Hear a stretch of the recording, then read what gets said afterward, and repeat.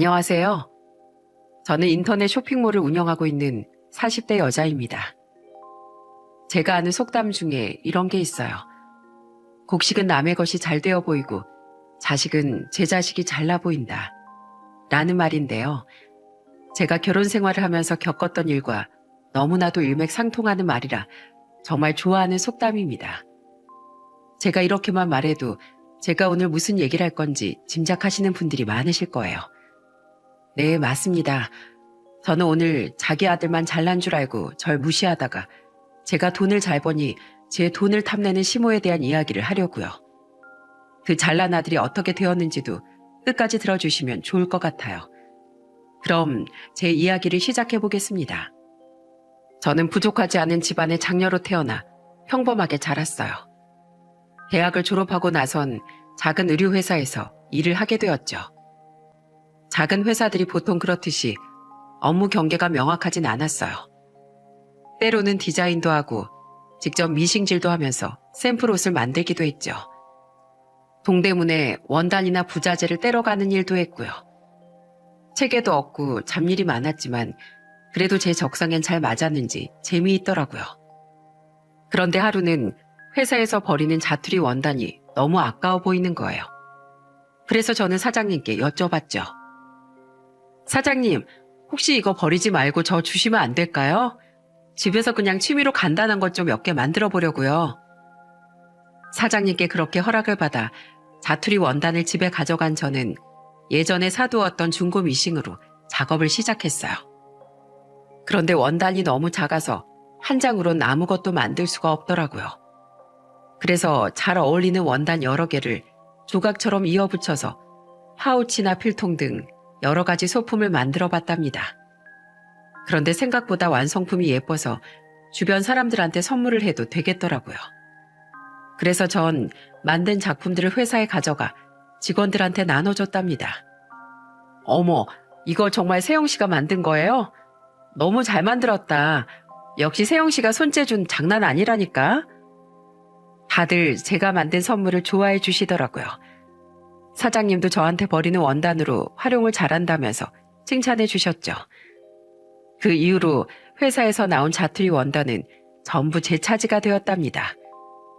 그렇게 일을 하다 보니 어느새 저도 20대 후반이 되었어요. 그리고 그때 당시에 만나던 남편과 결혼 약속을 하게 되었죠.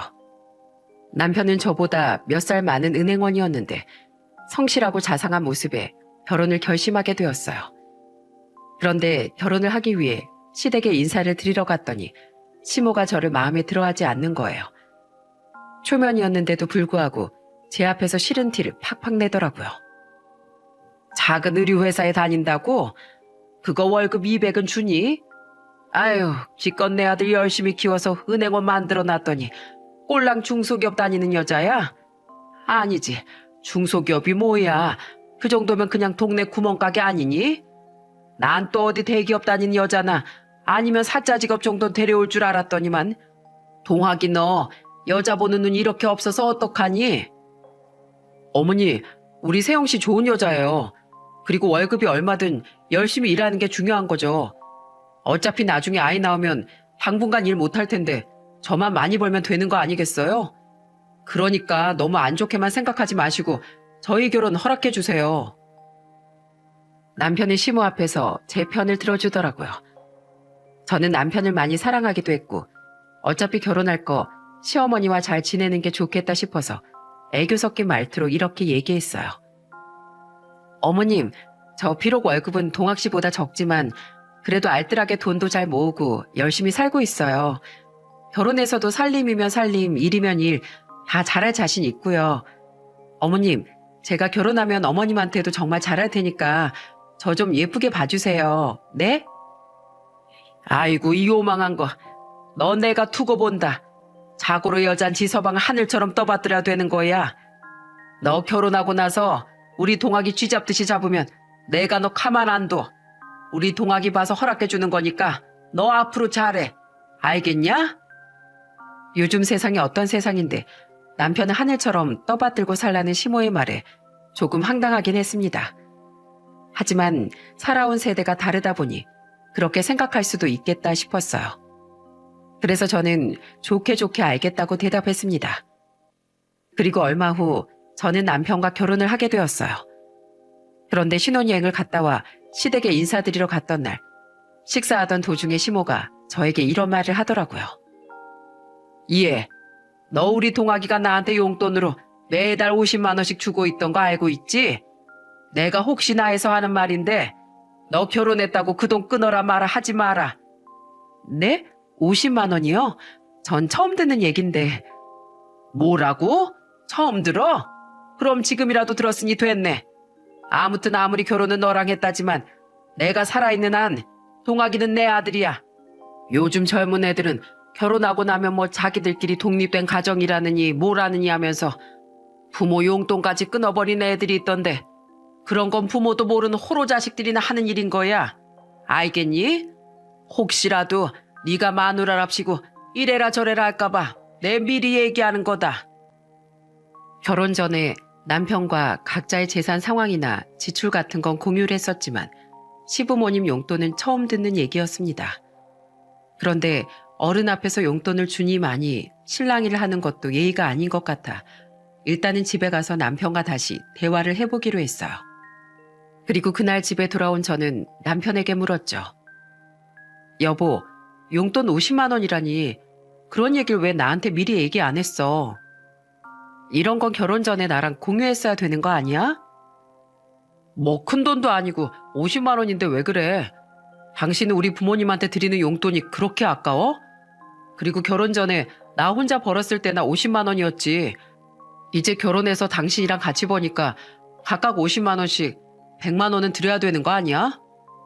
그게 무슨 소리야. 같이 버니까 100만 원이라니. 그럼 우리 부모님은? 그럼 나도 결혼해서 당신이랑 같이 버니까 우리 부모님한테도 매달 100만 원씩 드리면 되겠네. 당신네 집은 잘 사잖아. 우리 엄마는 없는 형편에 나랑 동생들 키운다고 고생하셨는데 그 정도도 못 드려? 그럼 우리 엄마 아빠는 고생 안 하셨어? 뭐 우리 집은 하늘에서 공짜로 돈이 뚝 떨어진 줄 알아? 됐어. 그럼 어머님한테 기존대로 용돈 50만 원씩 드릴 테니까 우리 집에도 똑같이 50만 원씩 드리는 걸로 해. 할 거면 공평하게 해야지. 한쪽 집에만 드리는 건 좀 아니잖아. 남편은 평소 저에게 자상했지만 시부모님 용돈 문제에 있어선 예민하게 나오더라고요. 아마 시댁 형편이 좋지 않아 그랬던 것 같아요. 그런데 시모에게 용돈을 보내는 날, 저희 엄마에게도 50만 원을 보냈더니 엄마한테서 전화가 오더라고요.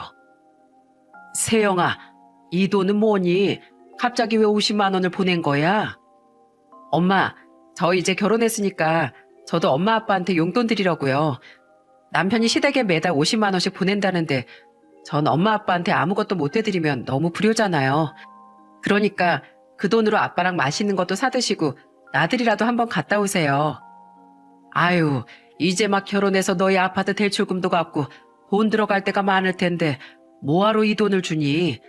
엄마 아빠는 이 돈 없어도 생활하는데 전혀 문제 없어. 이 돈 다시 보내줄 테니까 너희 필요한 데 써라. 제가 드린 용돈을 굳이 받지 않겠다며 제 계좌로 돌려보내 주신 걸 보니 맡겨놓은 돈 달라고 닥달하듯 하는 시모한 솔직히 비교가 되더라고요. 그래서 저는 그 돈을 모아 나중에 친정 부모님께 한꺼번에 드리기로 했어요. 초장부터 돈 타령을 해대는 시모 때문에 조금 트러블이 있긴 했지만 그래도 전반적으로 결혼 생활은 행복했답니다. 남편과 결혼한 지 얼마 되지 않아선 강아지를 2마리 입양했어요. 남편도 저도 둘 다 강아지를 좋아해서 예전부터 키우고 싶어 했거든요. 퇴근하고 들어오면 강아지가 꼬리치며 달려와 반겨주고 남편과 함께 맛있는 저녁밥을 차려서 먹는 것도 너무 좋았어요. 게다가 주말에 남편이 늦잠을 자면 저는 혼자 일찍 일어나 심심했었는데 그 시간에 자투리 천으로 강아지 스카프나 옷 같은 걸 만드니까 시간도 잘 가고 재밌어서 좋더라고요. 그런데 시모는 제가 강아지를 키우는 것도 마음에 들지 않았었나 봐요. 저 혼자 고집 부려서 키우는 것도 아니고 남편이랑 상의하에 키우는 건데도 말이죠. 예, 넌 결혼을 했으면 애를 낳아야지. 무슨 개를 키우니? 아유, 이 털 날리는 것 좀 봐. 이거 다 내 아들 먹는 밥에 들어가는 거 아니냐? 내가 저 개들을 시골에 갖다 버리던지 해야지 원. 어머님, 털은 좀 날려도 청소 열심히 하고 있어요. 그리고 이도 우리 강아지들이 있어서 너무 좋대요. 잘 때도 저 대신 우리 뽀삐랑 추추 껴안고 잔다고요. 그리고 어머님, 제가 강아지 키우기 전에 많이 찾아봤는데 애랑 개를 같이 키우면 면역력 형성하는 데도 좋고 정서 발달에도 좋대요. 정서 발달은 개뿔. 난 우리 동아기 키우면서 그런 거 없어도 좋은 대학 보내서 은행원까지 시켰다. 인터넷에서 온갖 나부랭이들이 말하는 것만 주워듣고선 어디 시애미 옆에서 아는 척이야? 역시 옛날 분이시라 집안에서 개를 키우는 걸 탐탁지 않아 하시더군요. 그런데 그것도 그럴 수 있다고 생각했습니다. 그런데 점점 시모의 만행은 심해지더군요. 결혼한 지 1년 반이 지났을 때 저는 첫째 아들을 낳았어요. 막달을 꽉 채워서 낳았는데도 태생이 허약한지 자주 아프더라고요. 갑자기 이유도 없이 고열에 시달리거나 자지러지듯이 울 때가 있어 응급실에 갔던 것도 한두 번이 아니었습니다. 병원에서 얘기하길 종종 이런 애들이 있다고 하더군요. 저는 원래 큰애가 어린이집에 갈 때쯤엔 다시 복직을 하려고 했는데 하도 큰애가 자주 아프다 보니까 그럴 수가 없겠더라고요. 그래서 어쩔 수 없이 계속 일을 하지 못하고 집에 있게 되었죠. 그런데 저희 큰애가 2돌이 될 때쯤부터 시모가 저에게 자꾸 잔소리를 하더라고요. 얘, 넌 일 안 하니? 언제까지 우리 아들이 벌어다 주는 돈으로 먹고 살 속셈이야? 너 아주 우리 잘나는 앵원 아들 등골 빨아먹으려고 결혼했구나? 요즘 애 엄마들은 애 낳자마자 출산휴가만 갔다 와서 바로 복직한다던데 넌 도대체 몇 년을 쉬는 거니? 어머님, 제가 쉬고 싶어서 쉬나요? 우리 애가 아픈데 어떻게 혼자 집에 놔두고 일을 하러 가냐고요. 여태까지 응급실을 몇 번이나 간 줄 아세요? 어머님 진짜 너무하세요. 어떻게 손주가 아픈데 그렇게 말씀하실 수가 있어요. 아니면 저 일하러 가는 동안 어머님이 책임지고 저희 애 봐주시려고 그런 말씀 하시는 거예요? 아, 허리도 아픈 내가 애를 어떻게 보니? 말이 되는 소리 좀 해라. 아유, 시어머니가 하는 말에 따박따박 대들기나 하고 내 너 같은 며느리 처음 본다. 안 그래도 큰애가 아파서 속상했는데 시모까지 그런 식으로 나오니 정말 속이 답답했어요. 그런데 정말 다행이었던 건 시간이 지날수록 저희의 건강이 나아졌다는 거예요. 원래 어릴 때 많이 아팠던 애들이 커서는 잔병 치레 없이 건강하다는 말이 있잖아요. 그래서 그런지 저희 큰애도 초등학교에 들어가고 나서는 완전히 건강이 회복되어 더 이상 응급실에 실려가는 일이 없게 되었죠. 저는 그 사이에 둘째 아들도 낳고 계속 집에서 육아를 전담했답니다.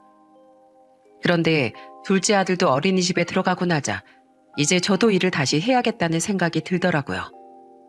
그래서 저는 취업 사이트도 뒤지고 여기저기 이력서도 내보았답니다. 하지만 경력이 단절된 기간이 너무 길어서 그랬을까요? 저를 뽑아주는 회사는 아무 데도 없었습니다.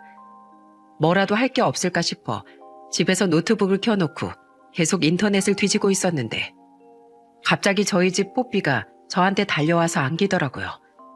그런데 그때 뽀삐가 입고 있던 옷이 눈에 들어왔습니다. 그건 바로 제가 예전에 직접 만들어줬던 옷이었어요. 그때 저는 머릿속에 반짝 불이 켜지는 느낌을 받았습니다. 안 그래도 얼마 전에 반려견 관련 사업이 요즘 뜨는 중이라는 기사를 몇 번 봤었거든요. 요즘에 하도 반려견을 키우는 인구가 많다 보니까 반려견 용품이나 호텔, 미용 같은 관련 산업들이 잘 되는 추세래요. 그래서 저는 이거다 싶었죠. 제 손재주를 살려서 강아지 옷이나 장난감 같은 걸 만들어서 팔아보면 어떨까 하는 생각을 하게 되었어요. 그리고 바로 미싱을 꺼내 샘플을 몇 개 만들어 보았죠. 뽀삐야, 추추야, 이거 좀 입어보자. 너희들이 모델을 좀 해줘야 돼. 그 귀여운 얼굴로 사람들의 마음을 확 홀려버리는 거야. 알겠지? 저는 저희 집 강아지들에게 제가 만든 옷을 입히고 사진을 찍어서 SNS에 올리기 시작했어요. 그런데 제가 홍보를 잘 못해서 그런지 주문이 잘 들어오지 않더라고요.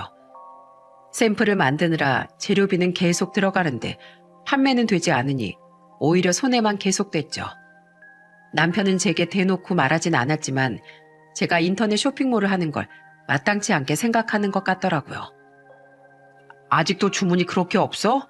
원래 인터넷 쇼핑몰이 쉬운 일이 아니야. 조금만 더 해보고 안 되면 미련 없이 그냥 접어.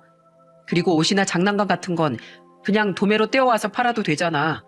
굳이 왜 힘들게 직접 디자인해서 만들고 그래? 도매로 떼와서 팔면 다른 업체랑 경쟁력이 없잖아. 결국엔 가격 싸움만 될걸? 난 그렇게 하긴 싫어. 그리고 나 이거 꼭 성공시킬 거야. 지금은 재료비도 못 건지지만 언젠간 예전에 내가 받던 월급보다도 더 많이 벌 거라고. 걱정하지 마. 사업한다고 당신 돈 떼먹을 일 없으니까. 여태까지 내가 벌어뒀던 돈으로 알아서 할게. 그런데 저를 못마땅해 하는 건 남편뿐만이 아니었습니다. 시모는 그것보다 몇 배는 더했죠. 예, 넌 아직도 그 개 옷이나 만들고 있는 거니? 아휴, 남편은 뼈 빠지게 일하고 있는데 넌 무슨 취미생활에 그렇게 돈까지 들어가면서 하는 거야? 그거 당장 집어치우고 당장 식당이라도 가서 일을 해라. 한심하긴. 내가 이래서 능력 없는 며느리 드리는 게 아니었는데. 그런 저를 응원해줬던 건 저희 친정 식구들 뿐이었습니다. 저희 부모님과 동생들은 노력한 만큼 언젠간 빛을 볼 거라며 항상 저를 격려해줬어요. 저는 그런 친정 식구들의 응원에 힘입어 더 열심히 쇼핑몰을 키우기 위해 노력했답니다. 인터넷 쇼핑몰 창업자 대상으로 하는 교육도 신청해서 들으러 다니고 다른 사람들이 사진을 어떤 방식으로 예쁘게 찍는지도 공부했어요. 그리고 디자인도 최신 트렌드에 뒤처지지 않게 계속 수정에 수정을 거듭하며 업그레이드 해갔죠. 저는 그 외에도 홍보하기 위해 다양한 방법을 사용했어요. 하루는 어느 반려견 동호회에 연락해 협찬을 의뢰한 적도 있었어요. 제가 만든 강아지 옷과 장난감을 협찬해주고 SNS에 사진과 후기를 올려달라고 부탁한 거죠. 그런데 저도 가짜 후기는 싫으니 최대한 솔직하게 써달라고 했습니다. 저도 제가 만든 제품들을 객관적으로 보고 싶었거든요. 그런데 막상 올라간 게시물들을 보니 정말 감사하게도 칭찬만 잔뜩 써주셨더군요. 우리 백설이가 입은 이 옷은 협찬받은 건데요. 너무 트렌디하고 예쁘지 않나요? 솔직히 강아지 옷이 아니라 사람 옷이었으면 제가 입고 싶을 정도예요. 여기 사장님이 직접 다 디자인해서 만드신 거라고 하시더라고요. 원단도 좋은 것만 쓰신다는데 저는 말만 그런 줄 알았거든요. 그런데 대박, 우리 백설이 원래 옷 입는 거 싫어하는 거 아시죠? 전에도 몇 번 제가 옷을 사서 입혔는데 불편하다면서 자기 손으로 다 찢어버렸잖아요. 그런데 이 옷은 하루 종일 입고 다니고 심지어 잘 때도 얌전히 입고 잤다니까요. 역시 재질이 좋아서 그런가 봐요. 올라갔던 후기들이 효과가 좀 있었는지 주문이 점점 늘어나기 시작했어요. 그때가 인터넷 쇼핑몰을 시작한 지 막 1년이 됐을 때였어요. 저는 그 기세를 힘입어 더욱 적극적으로 홍보를 하기 시작했습니다. 물론 제품에 대한 연구도 소홀히 하지 않았죠. 기본적으로 옷이나 장난감은 제가 직접 디자인을 하고 원단과 부재료도 고르고 골라 공장에 제작을 의뢰했어요. 그리고 제가 만들 수 없는 사료나 간식 같은 건 좋은 수입처를 찾아 수입을 하거나 국내에서 괜찮은 생산업체를 통해 납품을 받았죠. 그렇게 하다 보니 2년째부턴 점점 매출이 오르기 시작하더니 4년이 넘어가니까 월 2억까지 찍게 되었답니다. 집에서 소일거리처럼 시작했던 것 치곤 정말 엄청난 성공이었죠. 더 이상 저 혼자 운영할 수 있는 수준이 아니어서 사무실도 계약하고 직원도 여러 명 고용해서 저는 어엿한 인터넷 쇼핑몰 사장님이 되었답니다. 그렇게 바쁘게 살고 있었는데 어느 날부터 남편이 변하기 시작하더라고요. 예전엔 정말 자상했는데 점점 짜증도 늘어가고 가정에도 소홀한 것 같았죠. 심지어는 매달 저한테 보내주던 월급도 보내질 않더라고요. 여보, 어제가 월급날 아니었어? 왜 월급 나한테 안 보내주는 거야? 내 월급을 당신한테 왜 줘야 하는데?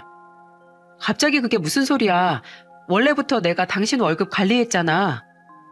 그거야 예전에 나 혼자 돈 벌 때 얘기고 지금은 당신이 살림을 전담해서 하는 것도 아니고 돈도 나보다 훨씬 잘 버는데 내가 왜 내 월급을 당신한테 갖다 줘야 돼? 그리고 당신은 사업하느라 큰돈 왔다 갔다 많이 하잖아. 괜히 내 월급 다 줬다가 나한테 말도 없이 사업에 다 써버리면 어떡해? 원래 돈은 나눠서 들고 있어야 안전한 거라고. 그리고 솔직히 돈 관리는 은행원이 내가 잘하지 강아지 옷이나 만드는 당신이 잘하겠어? 내 월급은 내가 알아서 할 테니까 당신은 당신 매출이나 신경 써. 아니, 그럼 생활비라도 줘야 될 거 아니야. 우리 관리비랑 식비랑 애들한테 들어가는 돈도 만만치 않은데 그걸 다 내 돈으로 해결하라는 얘기야? 아, 전엔 내 돈으로 다 해결했잖아. 그러면 이제 당신 돈으로 써도 되는 거 아니야? 그땐 애들 어릴 때라 내가 집에서 애들 보느라 일을 못해서 그런 거지. 내가 뭐 놀면서 당신 돈 펑펑 썼어? 그리고 지금 내가 당신보다 돈 잘 번다고 해서 당신이 집안일 전부 다 맡아서 하는 것도 아니잖아. 당신 애들 학교 일도 신경 안 쓰고 집안일도 나보다 적게 하면서 생활비 나보고 혼자 다 내라고? 그렇겐 절대 못해. 당신 말대로 당신 월급이니까 그걸로 뭘 하든 상관없는데 그래도 생활비는 반씩 내는 걸로 해. 알았어? 저는 너무 황당했습니다. 결혼 전부터 돈 관리는 제가 하기로 합의가 된 부분이었는데 이제 와서 저랑 상의도 없이 월급을 안 주겠다고 통보하다니요. 그리고 생활비까지 주지 않겠다는 얘기에 정말 분통이 터지는 줄 알았습니다. 저는 애들 키우느라 잘 다니고 있던 회사도 그만두고 경력까지 단절돼 몇 년을 돈도 못 벌고 고생만 했는데 말이죠. 게다가 이제와 제가 돈을 잘 버니 생활비를 안 주겠다니요. 정말 너무 뻔뻔한 거 아닙니까? 그래도 다행히 제가 강하게 나간 덕에 생활비만큼은 주는 걸로 얘기가 되어서 그나마 한시름 놓았습니다. 그런데 제 속을 긁어놓는 건 남편뿐만이 아니었어요. 본인 아들만 잘난 줄 아는 시모는 여전히 절 괴롭히지 못해 안달이었죠. 안 그래도 바빠 죽겠는데 자꾸만 저한테 전화를 해서 시비를 걸더라고요. 너 설마 바쁘다는 핑계로 우리 아들 밥도 안 챙겨주고 무시하는 거 아니지? 내가 결혼 전부터 얘기했지만 여잔 지 서방을 하늘처럼 떠받들어야 되는 거다. 게다가 우리 아들이 보통 아들이니? 너 우리 아들이니까 널 마누라로 받아줬지? 너 어디 가서 은행원 남편 만나지도 못한다. 능력 있는 남자한테 시집 왔으면 알아서 네가 잘 좀 해. 시모가 그럴 때마다 휴대폰을 집어 던지고 싶었던 적이 한두 번이 아니었네요. 그놈의 잘난 아들 타령. 그럴 거면 평생 아들을 끼고 살지 왜 결혼을 시키셨는지 이해가 안 가더군요.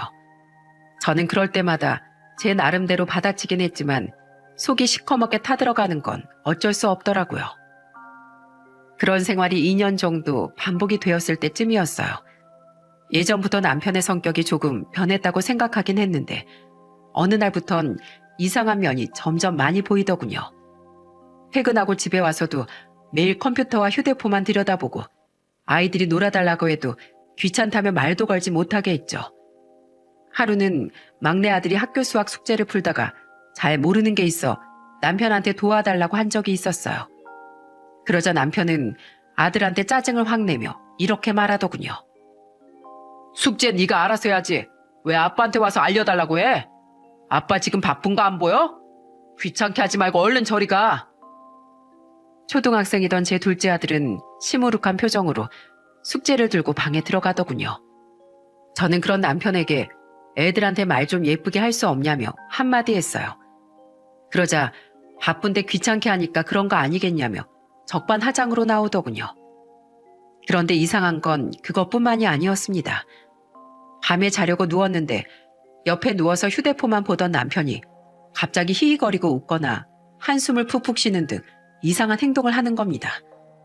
전 처음에 남편에게 여자가 생긴 건 아닌가 하는 의심이 들었습니다. 집에 들어오는 시간도 점점 늦어지고 가정에 너무 관심이 없었으니까요. 하지만 저는 아닐 거라고 생각하면서 최대한 제 머릿속에 피어오르는 의심을 잠재우려고 했어요. 그런데 어느 날 또 바쁘게 사무실에 나가 일을 하고 있는데 갑자기 시모한테서 또 전화가 오는 겁니다. 예, 너 지금 우리 집에 좀 와라. 내가 이번에 아는 떡집에서 떡을 좀 싸게 맞췄거든. 이거 낱개로 예쁘게 포장까지 되어 있으니까 우리 아들 일하는 은행에 좀 갖다 주거라. 어머님, 저 일하고 있잖아요. 제가 갑자기 그걸 어떻게 은행에 갖다 줘요. 그냥 택배로 보내주세요. 아니면 냉동실에 넣어두시면 제가 주말에 가져가던지 할게요. 아, 참말 말고 그냥 지금 와서 가져가라니깐. 우리 아들이 승진한 기념으로 맞춘 떡이야. 남편이 번듯한 은행에서 돈을 벌면 마누라가 알아서 내줄 착착해야지. 넌 어떻게 된 게 이런 것까지 내가 챙겨줘야 되니? 저는 너무 짜증났지만 시모의 말대로 떡을 갖다 주기로 했어요.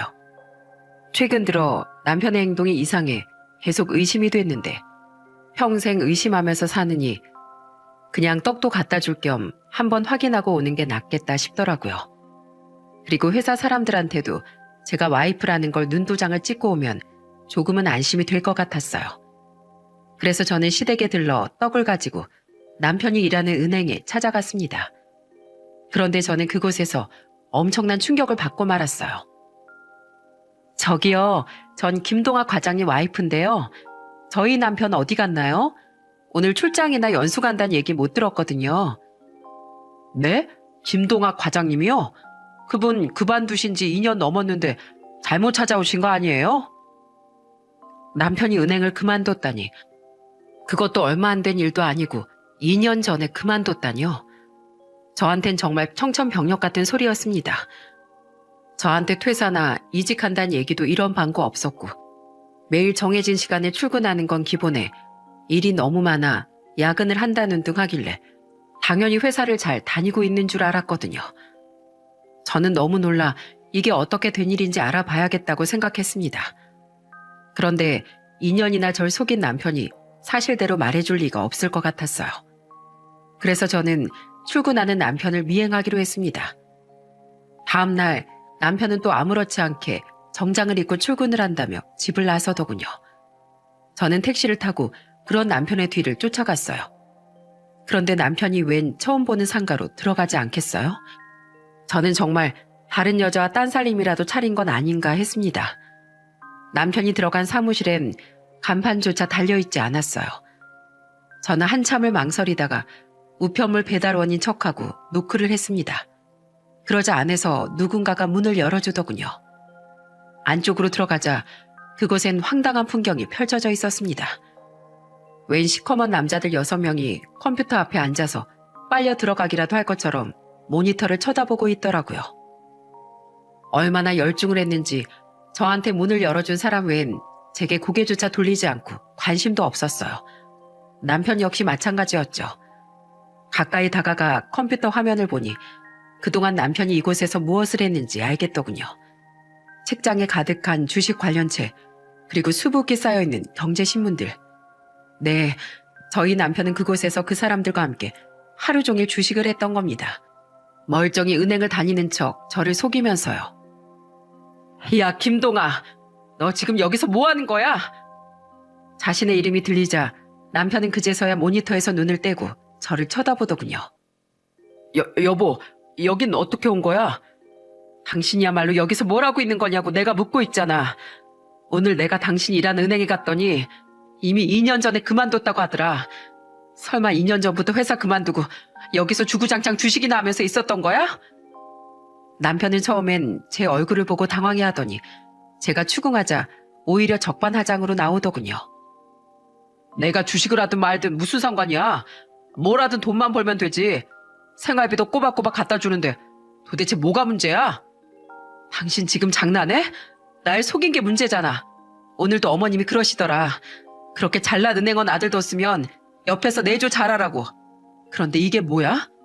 그 번듯한 은행은 그만두고 여기서 모니터나 들여다보면서 주식만 하루 종일 하고 있었던 거잖아. 당신 총각 아니야. 애 아빠라고. 몇 년 있으면 애들 대학도 보내야 되는데 이런 거나 하고 있을 때야? 주식이 뭐 어때서. 대박나면 은행원 월급은 아무것도 아닌 수준으로 벌 수 있는데 뭐 내가 단순히 재밌어서 하는 줄 알아? 다 우리 집안에 보탬이 되려고 하는 거라고. 하긴 강아지 옷이나 파는 당신이 이런 걸 뭘 알겠어? 뭐라고? 그래, 집안에 도움이 되고 싶어서 했다고 쳐. 그럼 난 왜 속였는데? 그렇게 당당하면 얘기하고 하면 되잖아. 내가 얘기하면 네가 얼씨구나 좋다 하고 찬성하겠다. 주식의 주자도 모르는 너 같은 애한테 얘기해봤자 소용없으니까 그래서 내가 얘기 안 한 거야. 알겠어? 괜히 찾아와서 방해하지 말고 가서 당신 할 일이나 해. 바빠 죽겠는데 왜 와서 난리야? 남편은 그렇게 말하고선 또다시 고개를 돌려 모니터만 바라보더군요. 저는 정말 미치고 팔짝 뛰는 줄 알았습니다. 저를 2년 동안이나 속여놓고선 미안하다고 사과하지 못할 망정 적반하장으로 나오다뇨. 저는 더 이상 말해봤자 말이 통하지 않을 것 같아 일단 집으로 돌아왔습니다. 그런데 집에 돌아와 생각하면 생각할수록 너무 괘씸하더라고요.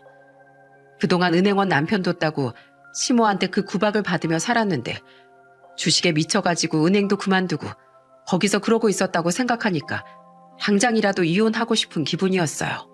하지만 애들을 생각하니 그럴 수도 없어서 정말 답답하더라고요. 그런데 그날 이후 남편은 아예 대놓고 막 나가기 시작하더군요.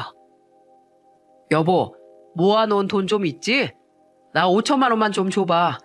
이번에 좋은 정보가 하나 있는데 늦기 전에 얼른 넣어야 된단 말이야. 뭐? 5천만 원? 5천만 원이 누구 집 개 이름이야? 주식을 할 거면 당신 돈으로 하던가. 왜 나보고 돈을 달래? 당신이 여태까지 그 잘난 은행에서 10년 넘게 일하면서 모은 돈 많이 있을 거 아니야. 그리고 퇴직금도 꽤 되지 않아? 그 돈을 왜 다 놔두고 갑자기 나보고 돈을 달래? 아, 내가 가진 돈으로 부족하니까 그렇지. 이번에 진짜 대박 날 수 있는 기회란 말이야. 이번에 안 넣으면 평생 땅을 치고 후회할 텐데 좀 빌려주면 어디 덧나냐? 주식 오르면 내가 이자 쳐서 갚으면 될 거 아니야. 당신이 가진 돈으로 부족하다고? 아니, 은행 생활을 몇 년을 했는데 어떻게 부족할 수가 있어? 당신 이름으로 든 적금도 있잖아. 그리고 퇴직금이 한두 푼이야? 설마 그거 다 주식에 넣어서 말아먹은 거니? 에이씨, 진짜. 원래 떨어질 때도 있고 오를 때도 있는 법이야. 기회가 있을 때 잡아야지. 당신처럼 겁만 많아선 큰돈 절대 못 만지는 거라고. 혈압이 올라 죽는다는 게 이런 느낌일까요? 머리에 피가 쏠려 눈앞이 핑핑 돌고 당장이라도 쓰러질 것처럼 어지럽더군요. 멀쩡한 회사를 그만두고 주식만 하는 걸로도 모자라 가지고 있는 돈을 다 날려먹다뇨. 그래놓고 매달 생활비는 무슨 돈으로 준 건지 이해가 되지 않았습니다. 솔직히 애들만 아니었다면 지금 당장 이혼하고 싶은 심정이었어요. 저는 분노로 끓어오르는 마음을 진정시키려고 노력하면서 계속 일에 몰두했죠. 그런데 며칠 후 그런 제 마음에 기름을 들이붓는 사건이 있었습니다. 평소처럼 바쁘게 일을 하고 있는데 또 시모한테서 전화가 온 거예요. 예, 너 요즘 사업 잘 되나 보다. 요즘에 월 매출 한 2, 3억씩 찍는다며? 동네 사람들이 그렇게 돈 잘 버는 며느리 있으면 시부모한테 차도 떡하니 사주고 좋은 곳에 여행도 보내주고 하겠다며 얼마나 날 부러워하는지 아니? 그런데 우리 잘난 며느린 시부모한테 뭐 하나 해줄 생각은 안 하고 지 차만 홀랑 바꿨더라. 어머님, 차는 제가 원래 타던 게 너무 오래된 차라 이번에 새로 바꾼 거예요. 10년 넘게 탔더니 자꾸 여기저기 고장나고 애들이 점점 덩치가 커지니까 비좁기도 해서요. 그리고 저 한 달에 2, 3억씩 번다고 한 적 없는데요. 도대체 누구한테 무슨 얘기를 들으신 거예요? 누구한테 무슨 얘기를 들었든 그게 중요하냐? 네가 시부모한테 나눠주기 싫어서 입 꾹 다물고 있었다는 게 중요하지. 그런데 너 솔직히 매달 주는 용돈 50만 원 너무 적다고 생각하지 않니? 내가 생각해봤는데 나도 너희 형편에 맞춰서 용돈 올려받는 게 맞는 것 같구나. 다음 달부턴 200만 원 올려서 250만 원씩 주도록 해라. 어머님, 용돈을 어떻게 250만 원씩이나 드려요? 아, 왜 못 줘? 우리 아들이 벌어다 주는 연봉만 해도 8, 9천에다가 네가 버는 돈까지 하면 아주 펑펑 쓰게도 남겠구만. 잘난 은행원 아들하고 결혼하게 해줬으면 시부모한테 그 정도는 해야지. 넌 그 돈이 아깝니? 그놈의 은행원. 어머님, 지금 잘난 은행원 아들이라고 하셨어요? 그래, 그냥 은행원도 아니고 국내 1위 대형은행 다니는 아주 잘난 아들이지. 내가 너 결혼 전부터 몇 번씩이나 말했는데 아직도 못 알아들었냐? 어머님, 뭔가 단단히 착각하시는 것 같은데 어머니 아들 이제 은행원 아니에요. 모르셨어요? 은행원이 아니라니. 그건 또 무슨 소리야? 네가 아주 사업에만 정신 팔려서 아주 머리가 돌았구나. 머리가 돈 건 제가 아니라 어머님 아들이죠. 그 잘난 아들 2년 전에 은행 그만두고 지금 끼리끼리 모여서 주식이나 하고 있다고요. 알기나 하세요? 뭐라고? 주식? 네, 말이 주식이지 그냥 백수라고요, 백수. 뭐? 백수? 네가 아주 시애미 앞에서 못하는 말이었구나. 감히 누구 아들 보고 백수래? 그럼 백수가 아니면 뭔가요? 그동안 은행 일하면서 모아뒀던 적금에다가 퇴직금까지 싹 다 주식에 날려버리고 돈 한 푼 못 벌고 있는데 그게 백수가 아니면 도대체 뭔가요? 며칠 전엔 저보고 뭐라는 줄 아세요? 자기가 갖고 있는 돈 다 썼으니까 저보고 5천만 원만 달라고 하던데요. 어떡해요? 어머님 그 잘난 은행원 아들이 열심히 일해서 번 돈 다 탕진하고 돈 한 푼 없어서 마누라한테 빌려달라면서 빌빌거리고 있는데 이래도 아직 잘난 아들이에요? 말도 안 돼. 우리 동학이가 정말로 은행을 그만두고 가진 돈을 다 날려버렸다고? 아니야. 그럴 리가 없어. 당장 우리 동학이한테 전화해서 여기로 오라고 해라. 내가 우리 아들한테 직접 듣지 않는 이상 네 말 절대 못 믿어. 저는 바로 남편에게 전화해 지금 당장 시댁으로 오라고 했어요. 그리고 저도 시모가 그 잘난 아들의 입으로 실토하는 걸 보고 무슨 반응을 보일지 궁금해 시댁에 찾아갔죠. 갔더니 시모는 머리를 싸매고 들어 누워 있더라고요. 그런데 남편은 그런 시모를 보고선 오히려 저에게 타박을 하는 게 아니겠어요? 당신, 이게 도대체 어떻게 된 일이야? 당신이 전화로 우리 엄마한테 무슨 얘기를 했길래 이렇게 우리 엄마가 알아 누우신 거냐고. 당신 엄마가 왜 이렇게 됐는지 궁금해?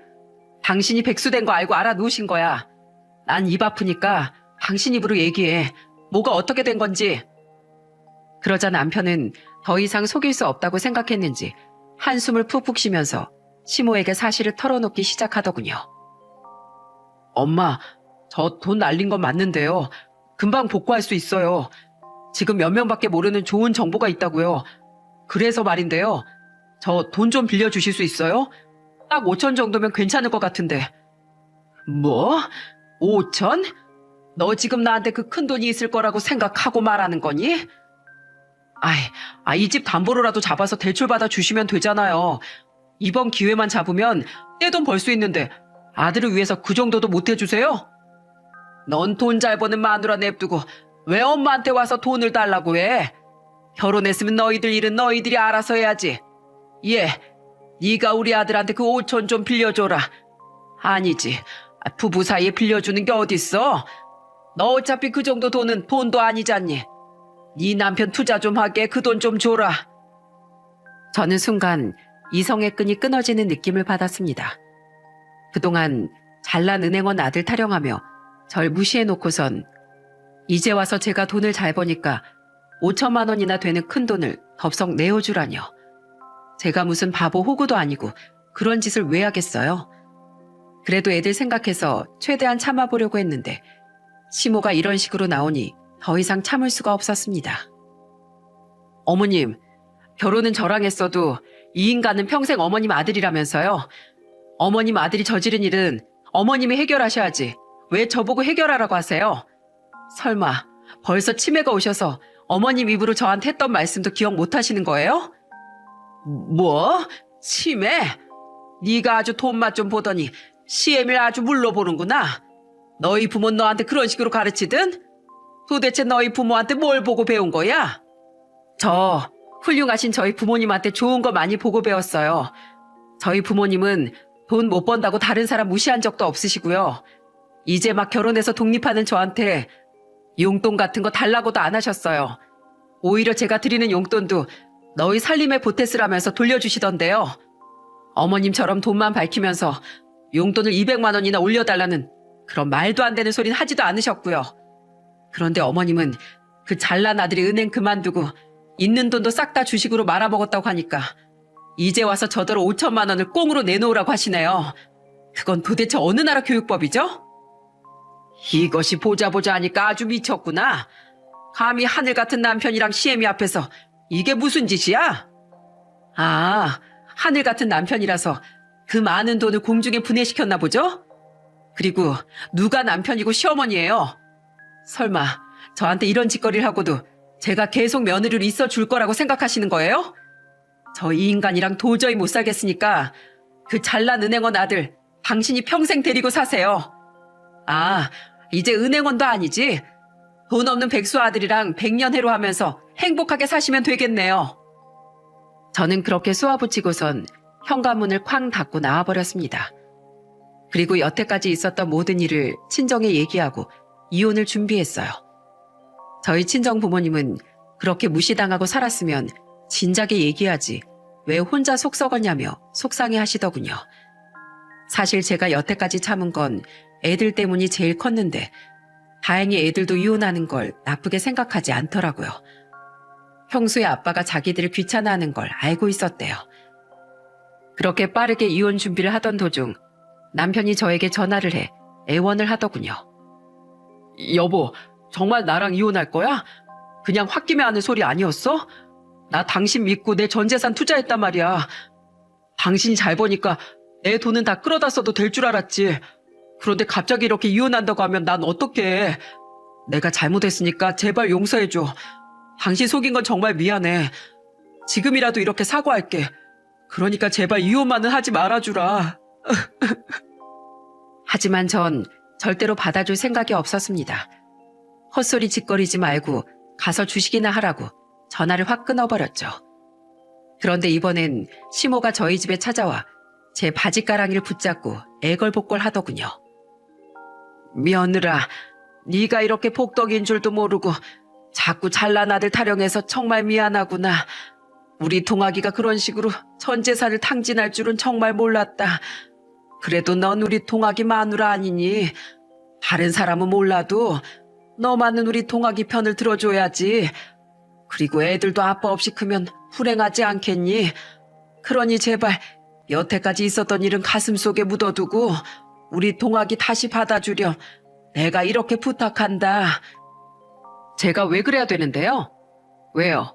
이제 용돈 250만 원은커녕 원래 받던 50만 원조차 못 받게 되니까 아쉬우세요? 잘난 은행원 아들이라고 결혼 생활 내내 절 그렇게 무시하시더니 이젠 돈이 아쉬우니까 별 볼 일 없는 저한테까지 무릎 꿇고 비시는 거예요? 저요, 그동안 참을 만큼 참았어요. 절대로 그 인간 용서할 일 없으니까 그만 돌아가세요. 저는 시모를 일으켜 세워 문 밖으로 쫓아내버렸습니다. 툭 하면 잘난 아들 타령하며 저한테 못되게 굴더니 아주 꼴 좋더군요. 그 후 저는 얼마 지나지 않아 이혼을 하게 되었어요. 다행히 제가 재산 형성의 기여도가 높고 최근엔 계속 돈을 따로 관리했기 때문에 남편한테 따로 재산을 줄 일은 없더라고요. 제가 힘들게 번 돈을 그 자식한테 한 푼이라도 떼줘야 될까봐 걱정했는데 정말 다행이었죠. 그냥 같이 살던 아파트만 팔아서 반반 나누는 걸로 했어요. 그리고 저는 집을 새로 구해서 저희 아이들과 강아지 2마리까지 같이 살게 되었죠. 이혼하고 나서 그 지긋지긋한 시모한테 구박받을 일도 없고 뻔뻔스런 전 남편의 얼굴도 볼 일이 없으니 정말 편하더라고요. 그런데 이혼한 지 한 달쯤 됐을 때쯤이었어요. 전 남편이 제가 일하는 사무실까지 찾아온 거예요. 다짜고짜 들어와서는 제 앞에 무릎을 꿇고 울면서 사정을 하더군요. 여보, 내가 정말 잘못했어. 지금이라도 날 다시 받아주면 안 될까? 당신도 알다시피 나 전 재산에 퇴직금까지 다 꼬라박는 바람에 나 지금 빈털털이잖아. 주식도 망하고 되는 일도 하나 없는데 당신까지 없으니까 정말 살기 싫단 말이야. 그래도 우리 그동안 부부로 같이 산 세월이 있는데 한 번만 용서해주면 안 돼? 야, 돈이 없으면 가서 취업을 다시 하던지 취업을 못하면 막노동이라도 해서 돈을 벌면 되잖아. 이미 이혼 서류에 도장 찍고 다 끝난 마당에 왜 나한테 와서 난리야? 나 은행에서 퇴직하기 전에 신용대출 받아놓은 게 너무 많아서 그래. 내가 다시 일을 해봤자 그런 걸로는 대출을 메꿀 수도 없다고. 내가 앞으로 집안일도 정말 열심히 하고 애들 학업에도 신경 잘 쓸 테니까 제발 내 대출만 좀 갚아주고 나 용서해주라.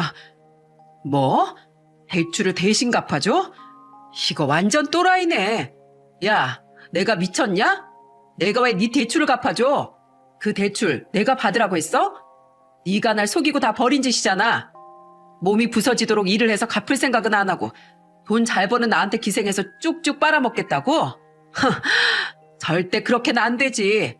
야, 여기서 시끄럽게 하지 말고 당장 꺼져. 여기 내 일터야. 당장 안 꺼져? 저는 직원들과 함께 전 남편을 밖으로 내쫓았습니다. 그리고 다시는 외부인한테 함부로 문을 열어주지 말라며 직원들한테도 교육을 단단히 시켰죠. 전 남편은 겁을 단단히 먹었는지 그 이후론 찾아오지 않더라고요. 지긋지긋한 인연도 이렇게 끝이 난 거죠. 그 이후로 모든 일이 다 잘 풀렸어요. 매출도 계속 늘어나고 직원도 몇 명 더 뽑았죠. 저희 애들도 아빠가 없는 게 불편하지 않은지 매일 웃으면서 잘 지내더라고요. 그리고 저는 얼마 전에 사업을 해서 번 돈으로 저희 부모님께 좋은 차를 한 대 사드렸답니다. 그동안 받지는 않고 저한테 퍼주기만 하셨으니까요. 앞으로는 아이들도 잘 키우고 부모님께 효도하면서 행복하게 살려고요. 여러분, 왜 그런 말이 있잖아요. 고슴도치도 자기 새끼는 예쁘다는 말이요. 주변에 못나 보이는 사람이 있어도 그 부모님의 눈에는 그 사람이 세상에서 제일 예쁘답니다. 누구나 자기 집에선 소중한 자식이죠. 그러니까 내 자식만 예쁘다고 하지 마시고 다른 집 자식들도 예뻐해 주셨으면 좋겠어요. 저의 전 시모처럼 남의 자식 무시하면서 살다간 언젠가 천벌을 받을 날이 올 테니까요. 그럼 여러분, 오늘도 행복하시고 좋은 일만 가득하셨으면 좋겠습니다. 감사합니다.